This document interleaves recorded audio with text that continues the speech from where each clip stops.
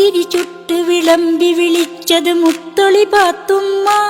അവളുടെ രംഗുണരുന്ന കിനാവിലുദിച്ചത് റംസാൻ പിറയുമ്മ.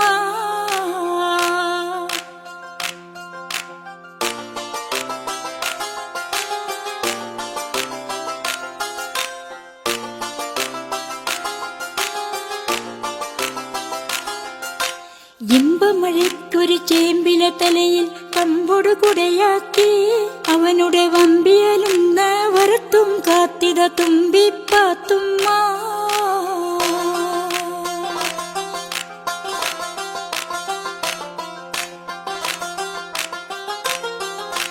തെളിപകലന്തിയിൽ അവനുടെ കാതിൽ കെസ്സുകൾ പാടാനായി പുതുകുല കോലാഹലമായി കാത്തുകിടന്നവൾ കുഞ്ഞിപ്പാത്തുമ്മ.